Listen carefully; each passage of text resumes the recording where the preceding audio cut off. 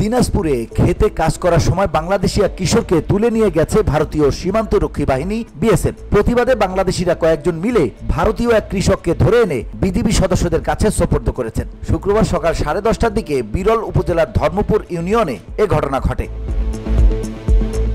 এই ঘটনার পর দিনাজপুর সীমান্তবর্তী এলাকায় উত্তেজনা বিরাজ করছে। বিজিবি ও বিএসএফ তাৎক্ষণিক পতাকা বৈঠকে বসে। বিকেলে সেই পতাকা বৈঠকের মাধ্যমে দুজনকেই ফেরত দেওয়া হয়েছে। ভারতীয় যে কৃষককে ধরে আনা হয়েছিল তার নাম নারায়ণ চন্দ্র রায়। তিনি পশ্চিমবঙ্গের দক্ষিণ দিনাজপুর জেলার কুসুমুন্ডি থানার পূর্ব মোল্লাপাড়া গ্রামের বাসিন্দা।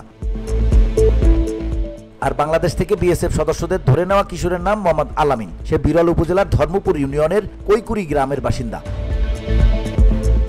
স্থানীয় ইউপি সদস্য আবু সুফিয়ান সহ কয়েকজন গণমাধ্যমকে জানান, সকালে বাংলাদেশ সীমান্তের অভ্যন্তরে নিজের কৃষি জমিতে কাজ করছিল আলামিন। এ সময় বিএসএফ সদস্যদের 6 জনের একটা টিম এসে তাকে মারধর করে এবং টেনে হিঁচড়ে তুলে নিয়ে যায়। বিষয়টি জানাজানি হওয়ার পরে স্থানীয় কয়েকজন বাসিন্দা ভারতীয় এক কৃষককে তার জমি থেকে ধরে নিয়ে আসে। তারপর বিজিবি সদস্যদের হাতে তুলে দেন।